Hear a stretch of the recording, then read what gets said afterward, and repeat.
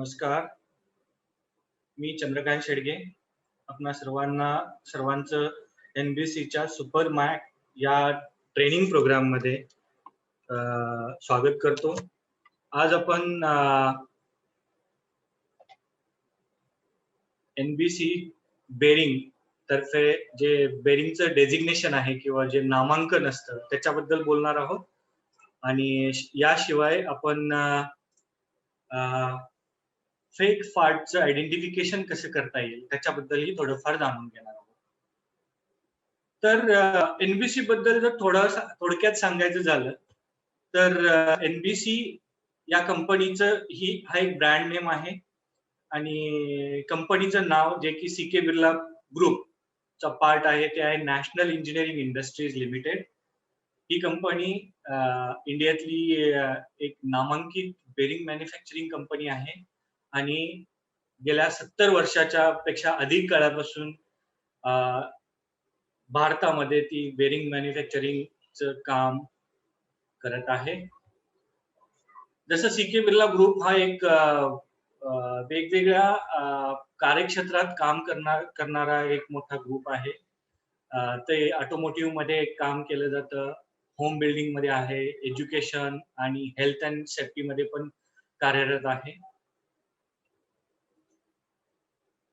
NBCचा जर एक जर्नी बघितला तर 1946 मध्ये ही कंपनी अस्तित्वात आली आणि तेव्हापासून आतापर्यंत या कंपनीनं बरेचसे माइलस्टोन पार केलेले आहेत आणि त्या काळामध्ये वेगवेगळे अचीवमेंट ह्या कंपनीने केलेले आहेत. तुम्ही बघू शकता या स्लाइड मध्ये. आणि आज या वर्षी कंपनीनं युरोपमध्ये स्वतःचे एक फुटप्रिंट क्रिएट केलेला आहे. कायनेक्स बेरिंग नावाची कंपनी विकत घेऊन. सो हा त्याचा प्रवास आहे आणि ही कंपनी आता ग्रेट प्लेस टू वर्क या याच्यामध्ये पण सर्टिफाय झालेली कंपनी आहे. जसं मगाशी म्हटलं मी 1946 पासून ही कंपनी भारतामध्ये कार्यरत आहे. 200 मिलियन पेक्षा जास्त बेरिंग वर्षाला ही कंपनी बनवते. वेगवेगळ्या जवळपास 1500 बेरिंगच्या साइजेस बेरिंग बनवल्या जातात आणि इंडियामधील हा एक अग्रगण्य एक्सपोर्टर म्हणून बेरिंगच्या संदर्भात NBCचं नाव घेतलं जातं. वेगवेगळ्या देशात NBCचे रिप्रेझेंटेटिव्ह, डिस्ट्रीब्युशन्स, चॅनल्स अवेलेबल आहेत आणि हे एक भारतीय बनावटीनं जे रिसर्च केलेले प्रोडक्ट ही कंपनी बनवते आणि इंडस्ट्रीच्या रिक्वायरमेंट केटर करते. जवळपास 2800च्या वरती लोक इथं काम करतात. जसं मी म्हटलं की ही कंपनी आता ग्लोबल आहे. तुम्ही या स्लाइड मध्ये बघू शकता की वेगवेगळ्या ठिकाणी कंपनीचे चॅनल्स अँड रिप्रेझेंटेटिव्ह अवेलेबल आहेत. भारतात 5 फॅक्टरी आहेत. जयपूरमध्ये 2, जयपूर पासून साधारणतः 60 किलोमीटरवरती नेवाई या ठिकाणी एक मॅन्युफॅक्चरिंग फॅसिलिटी आहे. मानेसर गुरगाव मध्ये एक फॅसिलिटी आहे आणि बडोदरा इथं एक स्टेट ऑफ द आर्ट फॅसिलिटीचं सुरुवात केलेली आहे. त्याच पद्धतीनं जगातल्या वेगवेगळ्या देशामध्ये NBCचे रिप्रेझेंटेटिव्ह ऑफिसेस आहेत. कस्टमर बेस फैलावलेला आहे आणि वेअर हाऊसेस आहेत.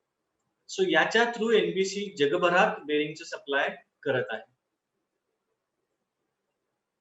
हा एक सिनॉप्सिस आहे, एक समरी आहे वेगवेगळ्या प्रोडक्ट्सची.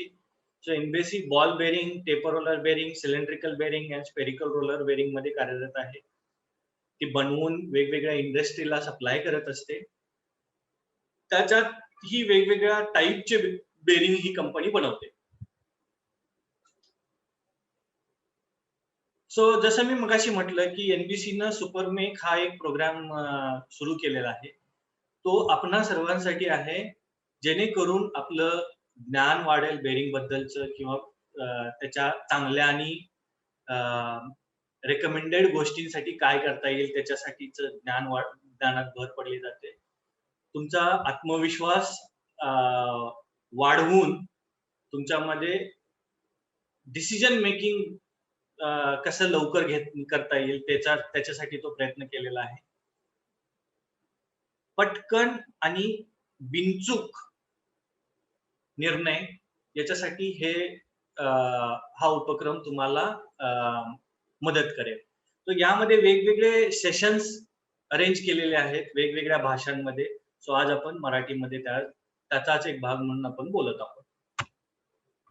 सो आज आपण बेरिंग नॉमेनक्लेचर आणि बेरिंग जेन्युइननेस चेक या 2 टॉपिक वरती बोलणार आहे. सो बेरिंगचं नामांकन, बेरिंगचं नॉमेनक्लेचर म्हणजे नेमकं काय? सो प्रत्येकाला जसं नाव असतं, प्रत्येक एक आधार कार्ड आहे समजा, तर त्याच्यावरती एक ठराविक नंबर असतो किंवा आपलं जे नाव आहे ते एक सांगते की हे आपण अमुक अमुक आहोत. सो तसंच बेरिंग बद्दल प्रत्येक बेरिंगलाही एक नाव असतं. ते अक्षर आणि नंबर या दोन्हीच्या कॉम्बिनेशननी बनलेलं असतं. ते बेरिंग बद्दल एक माहिती देत असतं की हे बेरिंग कोणतं आहे, त्याच्यात क्लिअरन्स किती आहे, त्याचा डायमीटर किती आहे, या संदर्भातली माहिती तुम्हाला ते बेरिंगचं डेझिग्नेशन किंवा नाव बघितलं की कळतं. जेव्हा तुम्ही रिपेअर करत असता तेव्हा हे खूप महत्वाचं आहे, कारण जर ते चुकीच्या पद्धतीनं समजून घेतलं तर तो पुढे जाऊन प्रॉब्लेम क्रिएट करू शकतो. सो चुकीचं बेरिंग तुम्ही सिलेक्ट ना करावं किंवा ना वापरावं याच्यासाठी हे मदत करेल. अन्यथा त्याचा पुढे जाऊन मोठा धोकाही निर्माण होऊ शकतो किंवा तुमच्या मशिनरीमध्ये परत बिघाडी होऊ शकतो. सो वेगवेगळे बेरिंग आहेत.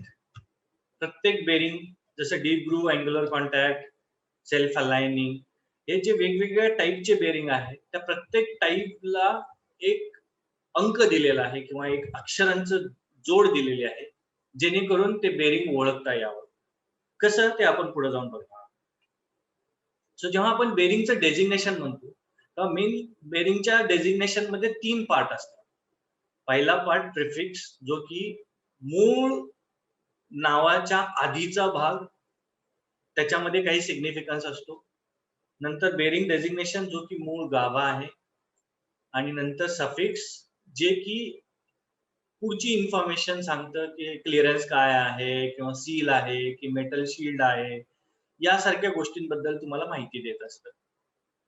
जेव्हा आपण बेरिंग डेझिग्नेशनचा मूळ भाग बघतो तेव्हा त्याच्यातही तुम्हाला 3 भाग दिसून येते. कसे ते आपण उदाहरणाशी आपण पुढे बघणारच आहोत, पण तरी पण एक जो पार्ट असतो तो बेरिंगच्या टाईप बद्दल सांगतो. कुठलं बेरिंग आहे, बॉल आहे, डीप ग्रूव्ह बॉल बेरिंग आहे की अँग्युलर कॉन्टॅक्ट आहे किंवा सिलेंड्रिकल आहे, टेपर आहे, याच्याबद्दलचा माहिती देतो. दुसरा जो भाग आहे तो डायमेन्शन सिरीज बद्दल गोष्टी करतो आणि तिसरा जो भाग आहे तो बोरचा कोड आहे. बोरच्या संदर्भात जो बेरिंगचा आयडिया आहे त्याच्या संदर्भात माहिती देत असतो. सो ते कसं असतं, तर जसं मी तुम्हाला सांगितलं वेगवेगळ्या बेरिंगच्या टाईप या वेगवेगळ्या अंक किंवा अक्षर यांनी त्या डेझिग्नेट केल्या जातात. जसं बॉल बेरिंग जर म्हणाल, बॉल बेरिंग आपण नॉर्मली खूप प्रमाणात वापरतो. टेपर रोलर बेरिंग ऑटोमोटिव्ह मध्ये खूप साऱ्या प्रमाणात वापरलं जातं. जर तुम्ही बघितलं बॉल बेरिंग, तर बॉल बेरिंग हे 6 या अंकाने दाखवण्यात येतं. सो कुठलंही बॉल बेरिंग जेव्हा तुम्ही बघाल त्या बेरिंगचं नाव हे 6 वरनं सुरू होतं. Ball bearing, deep groove ball bearing. कसं ते अजून काही उदाहरणांनी आपण पुढे बघणार आहोत. जेव्हा टेपर बघाल तेव्हा टेपर मध्ये नॉर्मली ते 3 नी सुरू होतं, जसं इथं दाखवलं. पण त्यामध्ये पण वेगवेगळ्या सिरीज असतात. हेवी सिरीज आहे, इन सिरीज आहे. त्याच्यामध्ये मग ते HM, H, J अशा वेगवेगळ्या इन सिरीज मधले बेरिंग पण दाखवले जातात. पण त्याची माहिती नक्कीच तुम्हाला बेरिंग मॅन्युफॅक्चररच्या कॅटलॉग मध्ये मिळू शकते. जसं सिलेंड्रिकल आहे, आता बॉल आणि TRB हे तुम्हाला अंकाने दाखवले. पण जेव्हा तुम्ही सिलेंड्रिकल बेरिंग घेत बघता तेव्हा ते अक्षराने सुरुवात होते. N यामध्ये पण वेगवेगळे प्रकार असतात. N, NU, NJ, NUP अशा प्रकार. काही बेरिंग आहेत बॉल बेरिंग जे की QJ न सुरू होतात. तर ते काय आहे की त्याला 4 पॉइंट कॉन्टॅक्ट बॉल बेरिंग म्हणतात. काय याचा अर्थ होतो? तर या बेरिंग मध्ये नॉर्मल बेरिंगच्या ऐवजी त्याला वेगवेगळे आतली जी जॉमेट्री आहे ती जरा थोडीशी वेगळी असते की जेणेकरून 4 पॉइंट सिम्युलेट होऊ शकतात. सो त्याचं एक दाखवून. सो की वेगवेगळे बेरिंगच्या टाईप या एक अंकांनी किंवा अक्षरांनी दाखवल्या असतात. जेव्हा आपण म्हणतो आता हा झाला पहिला पार्ट मूळ बेरिंग डेझिग्नेशनचा पहिला पार्ट. जेव्हा आपण जातो पुढच्या सेगमेंटमध्ये जिथं की तो डायमेन्शन सिरीज म्हणतो आपण. सो डायमेन्शन सिरीज हे ऍक्च्युली डायामीटर, तो आउटर डायामीटर आणि विड्थ या सिरीजचं कॉम्बिनेशन असतं. कसं? तर डायामीटर साठी ते 0, 2, 3 याच्यामध्ये वाढत जातं. विड्थ मध्ये 0, 1, 2, 3 या क्रमाने वाढत जातं. सो जेव्हा आपण कॉम्बिनेशन करतो या डायमीटर आणि विड्थ सिरीजचं तेव्हा आपल्याला एक साईज बद्दलचा एक अंदाज येतो. सो उदाहरणादाखल इथे बॉल बेरिंग बद्दल दिलेलं आहे 6001, 6201, 6301. यात एक काय कॉमन आहे की बोर डायमीटर जो या बेरिंगचा आहे तो सेम आहे. सो 12 mm आहे. तो कसा ते आपण ठराविक स्लाइड नंतर बघणार आहोत. सो हे दुसरे शेवटचे जे 2 अंक आहेत ते बोर कोड बद्दल बोलतात. आता मधलं 3 नंबरचा जो आहे तो 0, 2, 3 हे ऍक्च्युली तुम्हाला डायमीटर सिरीज दाखवतं, dimension series. So ball bearing मध्ये जनरली डायमेन्शन सिरीज म्हणजे डायमीटर सिरीज आहे आणि 6 हे बॉल बेरिंग आहे. याचा अर्थ काय होतो? जेव्हा तुम्ही बघाल 0, 2, 3 जेव्हा म्हणतो तेव्हा जो आउटर डायमीटर आहे तो वाढत चाललाय.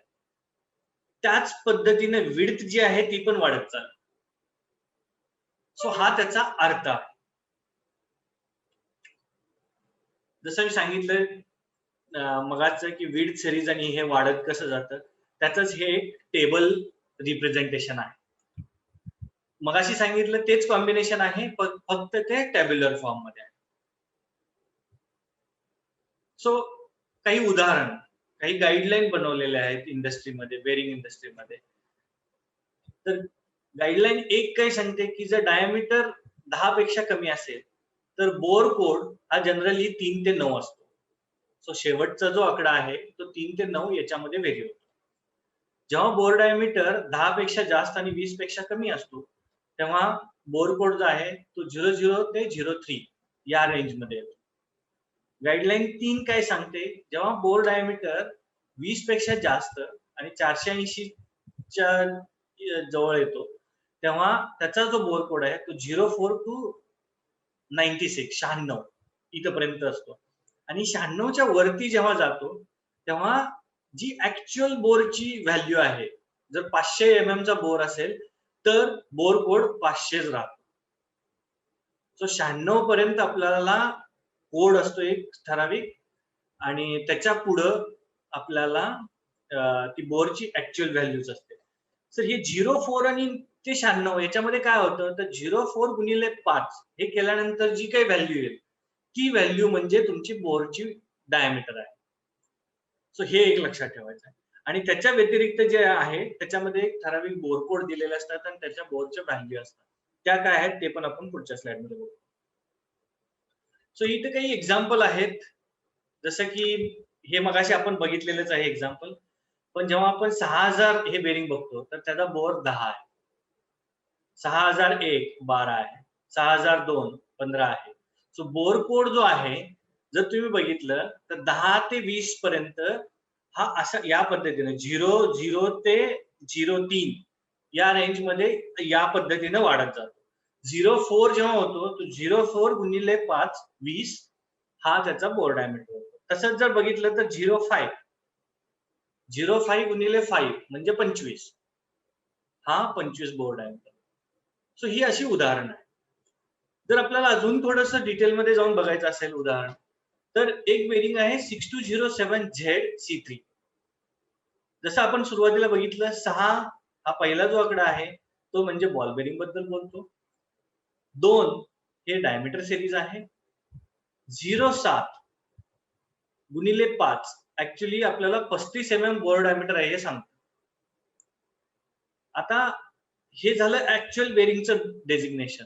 पण त्याच्यानंतर आता हे वेगवेगळे सफिक्स आले. ते काय सांगतात? तर हे झेड आहे म्हणजे हे वन साइड शील्ड आहे, मेटल शील्ड आहे. ठीक आहे, वन आहे. जर डबल असेल तर जे झेड झेड होतं किंवा 2Z होतं. वेगवेगळ्या बेरिंग मॅन्युफॅक्चरच्या नुसार ते चेंज होतं. पण एनबीसी मध्ये आपण ते झेड झेड म्हणतो. C3 हे ऍक्च्युली क्लिअरन्स बद्दल बोलतं. सर वेगवेगळ्या बेरिंगचे आयएसओ नुसार स्टँडर्ड नुसार क्लिअरन्सेस आहेत. सो CN असतं तेव्हा कुठलाही सफिक्स नसतो. C3 असतं तेव्हा C3 हे असं दाखवलं जातं. त्याच्यापेक्षा जर वरती असेल तर C4 आहे, C5 आहे. CN पेक्षा जर खाली यायचं झालं तर ते C2 आहे. अशा पद्धतीने वेगवेगळे क्लिअरन्स क्लास असतात. हे झालं बॉल बेरिंग. हे आहे angular contact ball bearing. So हे पण तसंच 7 हे अँग्युलर कॉन्टॅक्ट बॉल बेरिंग, 2 हे डायमीटर सिरीज, 1 2 into 5 12 गुणिले 5 60 mm चा डायमीटर आहे. आणि सी हा जो सफिक्स आहे तो कॉन्टॅक्ट अँगल बद्दल माहिती देतो. तसंच हे टेपर रोलर बद्दल आहे, हे स्पेरिकल रोलर बद्दल आहे, हे सिलेंड्रिकल रोलर बद्दल आहे आणि हे सेल्फ अलाइनिंग बॉल बेरिंग. जसं मगाशी एक्झाम्पल बघितलं तर याच्यामध्ये हे डेजिग्नेशन किंवा सफिक्स प्रिफिक्स हे का येतात? कारण जेव्हा आपण क्लिअरन्स क्लास म्हणतो तेव्हा हा क्लिअरन्स क्लास याच्यामध्ये गॅप किती आहे, आतमध्ये किती लूजनेस आहे हे दाखवतो. जास्त जर लूज असेल तर आवाज येऊ शकतो, कमी लूज असेल तर ते बेरिंग अजून जास्त लोड घेणार, सो लवकर फेल होऊ शकतो. सो आपल्याला हे करेक्ट चॉईस केली पाहिजे की जेणेकरून ते बेरिंग जे आपल्याला खरंच गरज आहे ते बेरिंग वापरले जाईल. जेव्हा आपण म्हणतो हे आता वेगवेगळे आतले पार्ट आहेत, केज तुम्ही जर बघताय वेगवेगळे केजचे डिझाईन तुम्हाला दिसत आहेत, वेगवेगळे मटेरियल आहे त्याच्यामध्ये. सो या प्रत्येकाचे स्वतःचे फायदे आणि तोटे आहेत. सो त्यामुळे तुम्ही जेव्हा वापरणार आहात तेव्हा तुम्हाला हे याच्याबद्दलचं काही सफिक्स आहे का तेही तुम्हाला चेक करावं लागेल. जसं मी मगाशी म्हटलं की दुसरा पार्ट आहे सील. सो हे जे मेटल शील्ड इथं आहे आणि हे रबर सील आहे. सो त्याच्यासाठी सुद्धा वेगवेगळे सफिक्स असतात. ते तुम्हाला एनबीसीच्या कॅटलॉग मध्ये पण भेटून जातील. ते तुम्हाला ऑनलाईन कॅटलॉग मध्ये किंवा ऍप मध्ये इन्फॉर्मेशन भेटून जाईल. अजून काही उदाहरणं आहेत. जसं आता इथं 6301 LLU C3 आहे. काय याचा अर्थ होतो? जसं बाकीचं आहे ते मी तुम्हाला मगाशी सांगितलं त्याप्रमाणे. आता इथं नवीन आलं LLU. LLU म्हणजे काय? तर रबर सील. ठीक आहे. आता LL आहे म्हणजे 2 वेळा आलं. याचा अर्थ ते डबल सील आहे. दोन्ही साइडला सील आहे. झेड मगाशी जसं आपण म्हणलं, मगाशी सिंगल झेड होतं, आता हे डबल झेड आहे. म्हणजे हे मेटल शील्ड दोन्ही साइडला आणि इथे क्लिअरन्स बद्दल तुम्हाला काहीही दिलेलं नाही. सो नॉर्मल रेडियल क्लिअरन्स आहे. इथे ZN आहे. झेड म्हणजे मगाशी सांगितलं सिंगल साइड शील्ड. एन म्हणजे हा इथं नवीन एक अजून सफिक्स आला की बेरिंगच्या इथं स्नॅपरिंगचा ग्रूव ऍड केला जातो. तसंच हे एक वेगळं अजून दुसरं सील आहे. दुसऱ्या 6906 RSS म्हणजे रबर सील आहे. एक वेगळं डिझाईन आहे. ते दोन्ही साइडला आहे आणि त्याचा बेरिंगचा क्लिअरन्स हा नॉर्मल आहे. तसंच वरच्या बेरिंग मध्ये पण नॉर्मल क्लिअरन्स आहे. ही अजून काही उदाहरणं आहेत. तुम्ही आता बघू शकता इथं सिलेंड्रिकल रोलर बेरिंगला NU आहे. NU टाइप डिझाईन आहे बेरिंगचं. तर इथे इनर रिंगला कुठेही फ्लॅंज नसते. आउटर रिंगला 2 फ्लॅंज असतात पण इनर रिंगला फ्लॅंज नसते. हे E म्हणजे तुमचं हाय कॅपॅसिटी वालं बेरिंग आहे आणि C3 हा रेडियल क्लिअरन्स. तसंच जर स्पेरिकल रोलर बेरिंग मध्ये गेला तर इथे K म्हणजे तुम्हाला बेरिंगचा बोअर जो आहे तो स्ट्रेट बोअर नसून तो टेपर बोअर आहे. तो इंडस्ट्रियल ऍप्लिकेशन मध्ये वापरला जातो. CA हे एक डिझाईन आहे. C3 हा एक क्लिअरन्स आहे. W33 हा बेरिंगच्या आउटर रिंग वरती लुब्रिकेशन साठीचे होल जे आहेत त्याचं हे डेझिग्नेट करतात. तर ते 3 होल असतात. ते या W33 मधनं येतात. सो हे झालं आतापर्यंत आपण बेरिंग डेझिग्नेशन बद्दल बघितलं. बेरिंग डेझिग्नेशन हेही तुम्हाला जेव्हा बेरिंगचं जेन्युइननेस चेक करणार आहे त्यात तुम्हाला फायदा देतं. कारण जर बेरिंग एनबीसीचं आहे आणि त्या बेरिंगच्या पॅकेजिंगवर जर प्रिंटिंग पुन्हा दुसऱ्या सप्लायरचं दिलंय किंवा ते कुठलंही वेगळं एनबीसीच्या कॅटलॉगनुसार नाहीये असं जर तुमच्या लक्षात आलं, तर त्याच्यावरूनही तुम्हाला कळू शकतं की हे जे डेझिग्नेशन आहे हे चुकीचं आहे. आणि तुम्ही ते बेरिंग फेक आहे म्हणून लगेच चेक करू शकता. तर आता आपण जे बघणार आहे ते बेरिंग जेन्युइननेस चेक बद्दल. खरं आणि खोटं ओरिजिनल बेरिंग कसं ओळखता येईल त्याच्याबद्दल बोलणार आहोत. जर इंडस्ट्रीमध्ये ओव्हरऑल आपण बघितलं तर भरपूर सारे लॉसेस होतात जर पायरसी केली किंवा जर ओरिजिनल पार्टचे डुप्लिकेट विकले तर जवळजवळ 75 लाख करोडचा तोटा होतोय इकॉनॉमीमध्ये. बरं याच्यात आता ही तोटा तर होतोय पण त्याच्यामुळे अजून जे नोकऱ्या आहेत लोकांच्या त्याच्यावरती पण त्याचा इम्पॅक्ट पडतोय. आणि त्याचबरोबर जर एखादा पार्ट हा मानवाच्या लाईफला रिलेटेड असेल, जीवनाशी संबंधित असेल, तर मग आपण त्या मानवाच्या जीवनाला धोका निर्माण करतोय. जर समजा आता कारमधलं बेरिंग जर चुकीचं लावलं आणि दुर्दैवाने जर त्या कारचा ॲक्सिडेंट झाला, तर तिथं त्या ह्युमन लाईफला धोका येणार आहे. सो काही आकडे आहेत, जे तुम्ही आता खाली बघताय, ते आकडे ॲक्चुअली त्या पर्टिक्युलर इश्यू जो फेक बेरिंगचा इश्यू आहे, त्याची तीव्रता तुम्हाला दाखवून देत आहे. आणि जर तुम्ही चुकीचं बेरिंग वापरत असाल किंवा चुकीचा ओरिजिनल पार्ट वापरत नसाल, तर तुम्ही ॲक्चुअली तुमच्या व्यापाराला, तुमच्या धंद्याला धोका निर्माण करत आहात. कारण तुम्ही जे चुकीचा पार्ट वापरला, तो पुढे जाऊन जर लगेच फेल झाला, तर जो तुमचा एंड युजर आहे किंवा कस्टमर आहे, तोही तुमच्या गुणवत्तेबद्दल शंका घेणार आहे, तुमच्या कामाबद्दल शंका घेणार आहे. दुसरं जसं म्हटलं, की जेव्हा आपण पायरसी किंवा फेक पार्ट म्हणतो, तर त्याची ओरिजिनॅलिटी किंवा क्वालिटीबद्दल आपल्याला काहीच गॅरंटी नसते. कशी असेल? एक साधारण उदाहरण जर घेतलं, तर जी सीडी आपण बाजारातून विकत घेतो. ओरिजिनल सीडी आणि डुप्लिकेट सीडी. तर त्या दोन्हीमध्ये जे क्वालिटीतला फरक आहे, ते तुम्हाला आपल्या सगळ्यांनाच माहिती आहे. ते या सगळ्याचा विचार करून आपल्याला आपले निर्णय घ्यायचे. तर फेक बेरिंग. फेक बेरिंग जर बघितले तर ते जी ओरिजिनल बेरिंग आहे ते एक्झॅक्ट कॉपी असेल. दिसताना दिसणार आहे. पण ते ओळखण्यासाठी जसं मी तुम्हाला म्हणलं की एक आहे की डेझिग्नेशन. ते किंवा जे काही टेक्स्चर तुम्हाला जे तुमच्या बेरिंग बघितल्यानंतर जे काय त्याच्यावरती जे मार्किंग दिसते ते बघितल्यानंतर ते ओळखता येणं की हा हे खरंच ओरिजिनल आहे की डुप्लिकेट आहे याच्याबद्दलचं जे ज्ञान आहे ते ऍक्च्युली जे तुमच्यासारखे जे ट्रेंड टेक्निशियन्स आहेत तेच खूप चांगल्या पद्धतीने करू शकतात. दुसरं आहे की फेक बेरिंग अजून कसं ओळखता येतील की बाबा जसं मगाशी मी म्हटलं की डेझिग्नेशन एकाचं आणि ब्रँड दुसऱ्याचं हे सांगून जातं की हे चुकीचं बेरिंग आहे. काही ठिकाणी काय केलं जातं की बेरिंग हे वॉश केले जातात, रिफर्बिश केले जातात आणि ते परत बाजारात आणतात. तर त्याचं काय होणार आहे जर रिफर्बिश केलेलं बेरिंग असेल तर तुम्हाला ते बघितल्यानंतर त्याचा जो सरफेस आहे, फिनिश आहे त्याच्यावरून तुम्हाला कळून येईलच. त्यासाठी तुम्हाला त्याची नजर पण हवी.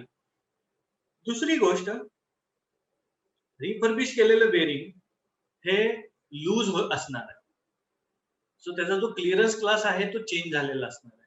सो तुम्ही त्याच्यानुसार पण ओळखू शकता. अच्छा इथं तर तुम्हाला C3 दिसतंय, पण ऍक्च्युअल बेरिंगचा क्लिअरन्स तर जास्तच आहे. तर त्याच्यावरही तुम्ही ओळखू शकता. आणि हे सगळं तुमच्या माघारी तुम्हाला माहीत न होता होतंय. आणि हे तुम्हाला ओळखायचं जर असेल तर हे जे काही टिप्स आणि ट्रिक्स आहेत ते तुम्हाला ऍक्च्युअली मदत करू शकतात. आणि जसं म्हटलं जे काही फेक बेरिंग आहे ते तुम्हाला ओरिजिनल बेरिंग सारखा परफॉर्मन्स देणार नाही. त्याची क्वालिटी अशी त्या पद्धतीची नसणार आहे. दुसरी गोष्ट म्हणजे जसं आपण म्हणतो की बेरिंग जर बघितलं तर हे बेरिंग मशीनचा ऍक्च्युली एक महत्वाचा पार्ट आहे. कारण जर तो फेल झाला तर तुमचं जी गाडी आहे किंवा जी मशिनरी आहे ती योग्य पद्धतीने काम करणार नाही. त्यात वेगवेगळे लॉसेस होणार आहेत. जर बेरिंग समजा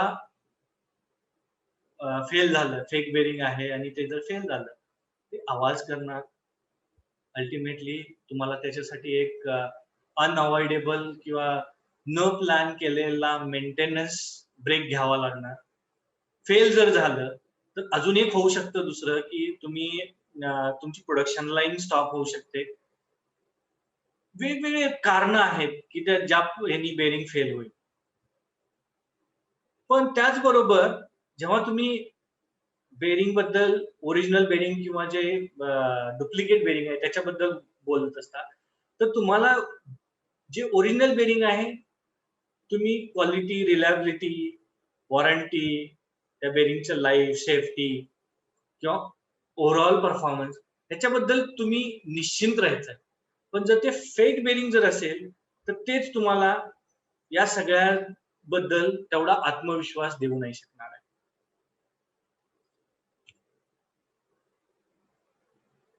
वेगवेगळे धोके आपण मगाशी बोललोच.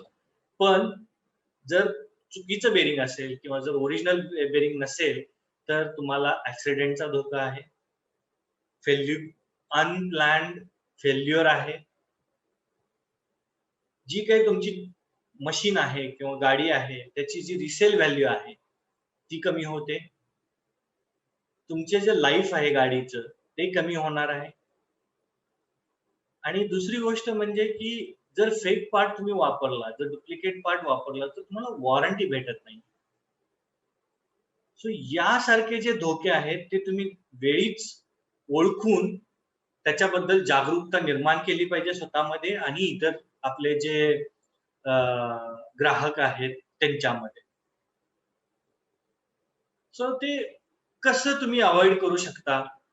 एक जो भाग आहे तो म्हणजे की एनबीसीच्या ऑथराइज्ड डीलर, डिस्ट्रीब्युटर, स्टॉकिस्ट कडून तुम्ही बेरिंग घ्या. यांनी काय होईल की तुम्हाला तुमच्या त्या बेरिंगच्या गुणवत्तेबद्दल काहीही शंका राहणार नाही. कारण हे एनबीसीने नेमलेले डीलर्स आहेत आणि एनबीसी त्यांच्यावर त्या एनबीसीचं आणि त्या डीलर्स आणि स्टॉकिस्टचं एक प्रॉपर कॉन्टॅक्ट असतो. त्याच्या थ्रू तुम्ही बेरिंग घेऊ शकता. सो तुम्हाला एनबीसीच्या जे ऑथराइज्ड डीलर डिस्ट्रीब्युटर नेटवर्क आहे भारतामध्ये ते भरपूर ठिकाणी पसरलेलं आहे. तुम्हाला तुमच्या जवळच्या मार्केटमध्येही एनबीसीचे डीलर, डिस्ट्रीब्युटर, स्टॉकिस्ट मिळू शकतात. पण जर तुम्हाला लोकेट करायचं असेल, तुम्हाला जर शोधायचं असेल तर तुम्ही एनबीसीच्या वेबसाईटवरती जाऊन तुमच्या सिटीनुसार ते शोधू शकता. त्यांचे पत्ता मिळवू शकता. सो एनबीसीचे जवळपास 500 ऑथराइज्ड स्टॉकिस्ट आहेत भारतामध्ये आणि 10,000 पेक्षा जास्त डिस्ट्रीब्युटर्स आहेत, रिटेलर्स. दुसरा भाग असा आहे जेव्हा तुम्ही बेरिंगचं डेझिग्नेशन बघता, मगाशी मी जसं म्हटलं जो ओरिजिनल आहे की डुप्लिकेट आहे हे कसं चेक करायचं. तर जर तुमचे डोळे, तुम्ही एक्सपिरियन्स टेक्निशियन आहात तर तुमचे डोळे बरोबर ते बेरिंग बघितल्यानंतर लक्षात येईल की हा हे बेरिंग चुकीचं आहे. सो त्याच्याबद्दल अजून जर काही जास्त माहिती द्यायची झाली तर जेव्हा बेरिंग बघता तर त्याच्यामध्ये ऍक्च्युली भरपूर सारे मार्किंग केलेले दिसत तुम्हाला.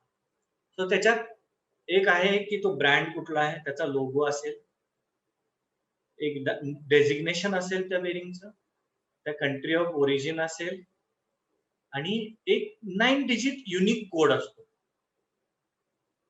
प्रत्येक बेरिंग वरती एक युनिक कोड मार्क केलेला असतो. तो तुम्हाला त्या बेरिंगच्या ओरिजिनल आणि डुप्लिकेसी बद्दल बरीचशी माहिती देऊ शकतो. सर हे जर तुम्हाला ओळखायचं असेल, अजून काही शंका असतील तर तुम्ही एनबीसीच्या एक्सपर्ट इंजिनियर्सना, टेक्निशियन्सशीही बोलू शकता. पण या कोडवरून तुम्हाला, डेझिग्नेशन वरून तुम्हाला थोडीफार एक कल्पना येऊ शकते. दुसरी गोष्ट जो तुम्हाला सांगितलं की एक जो 9 डिजिट वाला कोड आहे तो तुम्ही कोड ऍक्च्युली एनबीसीच्या एक एक बेरिंग आहे, त्या बेरिंग नंबर जो आहे त्याच्यावरती तुम्ही SMS करू शकता. त्यावरून तुम्हाला एक रिप्लाय येईल की ते खरंच बेरिंग जे आहे ते ओरिजिनल आहे की डुप्लिकेट आहे. तो साधारणतः त्याची जी SMS ची चेन आहे ती कशी असते, तर त्याच्याबद्दल तुम्ही जेव्हा कोड SMS कराल तर तेव्हा तुम्हाला सांगितलं जातं की हा एक असा एक रिस्पॉन्स येईल की ओके, हे जेन्युइन बेरिंग तुम्ही वापरताय NBCचं त्याबद्दल धन्यवाद. जर तुम्ही सेम कोड परत सेम नंबरला पाठवला, तर तुम्हाला अजून हा अशा पद्धतीने रिप्लाय येईल. सो तुम्ही चेक करू शकता, ठीक आहे. तुम्हाला जो कोड आहे त्याच्यानुसार तुम्ही ते चेक करून पाठवून तुम्हाला जे रिस्पॉन्सेस येतात ते तुम्ही चेक करू शकता. दुसरी गोष्ट आहे, जर तुम्हाला असं काही तो जर कोड ऍक्टिव्हेटच नसेल केलेला, तर तुम्ही NBCच्या कस्टमर सर्व्हिस सेललाही कॉन्टॅक्ट करू शकता त्याची जेन्युइननेस बद्दल. सो हे वेगवेगळे नंबर जे आहेत ते तुम्ही लक्षात ठेवून तुम्ही वेगवेगळ्या बेरिंगच्या ओरिजिनल किंवा डुप्लिकेसी बद्दल माहिती घेऊ शकता डायरेक्ट NBCला कॉन्टॅक्ट करून.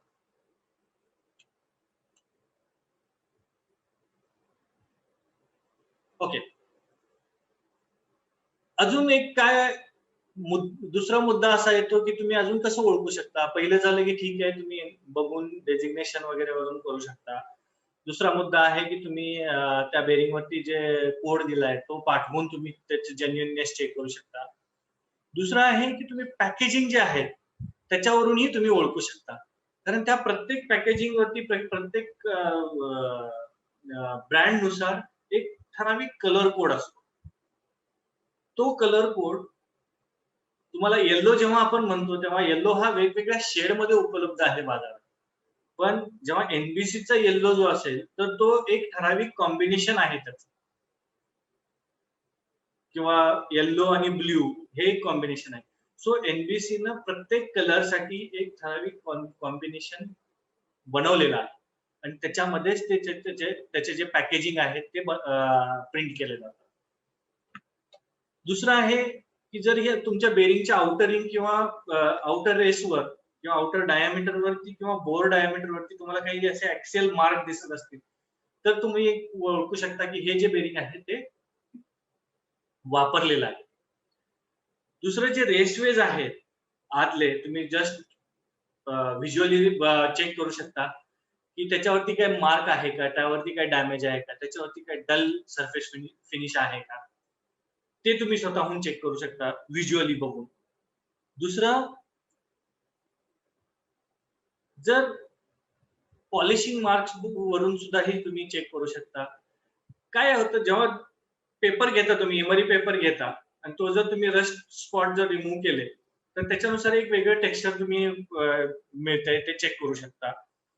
दुसरं आहे की जसं मगाशी म्हटलं की ऑथराइज आउटलेट थ्रूच तुम्ही बेरिंग घ्या.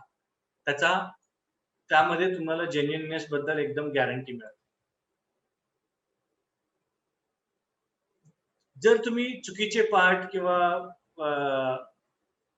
डुप्लिकेट पार्ट जर वापरताय, त्याच्यापासून तुमचं फसवणूक जर टाळायची असेल तर त्याच्यासाठी वेगवेगळ्या कंपनीज NBC वेगवेगळ्या गव्हर्नमेंटच्या एजन्सीच्या थ्रू काम करत आहे. जसं की काही ठिकाणी इथं आता तुम्ही बघताय की धाड टाकली जाते, रेड टाकली जाते वेगवेगळ्या स्टॉकिस्ट वरती किंवा जिथं माहिती मिळते की हे डुप्लिकेट पार्टचा व्यवहार करतायत, तर त्याच्यावरती रेड टाकून कायदेशीर पद्धतीनं त्यांच्यावरती कारवाई केली जाते. सो ही एक बातमी आहे नजीकच्या काळातलीच की जिथं भिलवाडा या शहरामध्ये एका कंपनीचे बेरिंगचे डुप्लिकेट पार्ट विकले जात होते. तर त्याच्यामध्ये आपण पोलिसांच्या तर्फे ती धाड टाकण्यात आली. तसंच या अजून काही बातम्या आहेत. सो या ठिकाणी होतं काय की कायद्यानेही हे अलाउड नाहीये. ही पर्टिक्युलर जी गोष्ट आपण आहे डुप्लिकेट पार्टची ती कायदेशीर नाहीये. सो डुप्लिकेट पार्ट जर कुणी विकत असेल तर तुम्ही त्याच्यावरती स्वतःहून माहिती देऊन कायदेशीर कारवाईलाही भाग पाडू शकता. सो कंपनीला जसं मग एनबीसीचे काही टोल फ्री नंबर आहेत त्याच्या थ्रू तुम्ही ते कायदेशीर कारवाई करू शकता.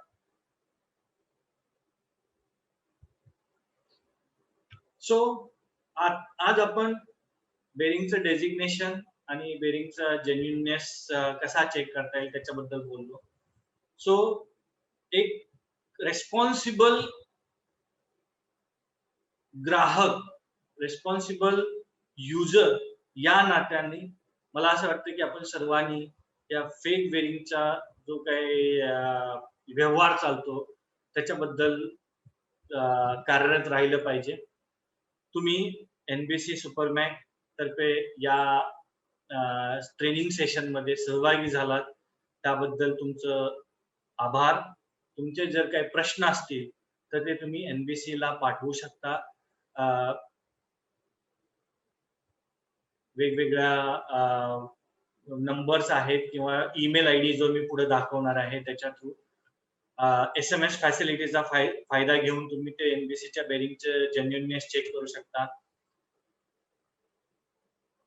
आता हा जो उपक्रम आहे या उपक्रमामध्ये तुम्ही काय करू शकता की तुमचं नाव, मोबाईल नंबर तुम्ही NBC NEI sales@nbcbearings.in या ईमेल आयडी वरती तुम्ही पाठवू शकता.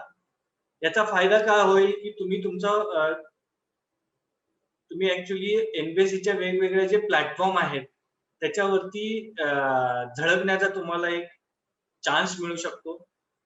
सो तुमचं नाव, नंबर, पत्ता आमच्या या ईमेल आयडी वरती पाठवून द्या. तुम्हाला हे असं एक सर्टिफिकेट मिळेल.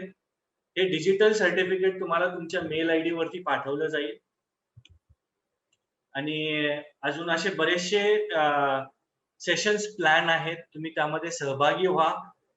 या कोरोना व्हायरसच्या जे काही महामारी आली होती आहे त्या ह्याच्यामध्ये तुम्ही स्वतःची काळजी घ्या.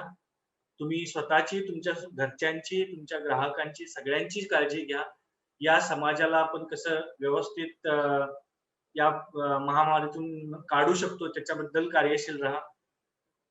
आणि वेगवेगळे जे एनबीसीचे सेशन्स आहेत त्यामध्ये सहभागी होऊन तुम्ही तुमच्या सजेशन्स आम्हाला पाठवा या की जेणेकरून हे कसं चांगल्या पद्धतीने अजून व्यवस्थित करता येईल त्याच्याबद्दल तुमच्या जर काही सूचना असतील तर त्या पाठवा. अजून एकदा तुम्ही याच्यामध्ये सहभागी झाला त्याबद्दल खूप खूप धन्यवाद. पुढच्या सेशन मध्ये आपण परत एकदा भेटू. पुढच्या मराठी सेशन मध्ये जे की दुसऱ्या अजून कुठल्या तरी एका टॉपिक वरती असेल ते वेगवेगळ्या फोरम मध्ये तुम्हाला ते सांगण्यात येईल. सो धन्यवाद.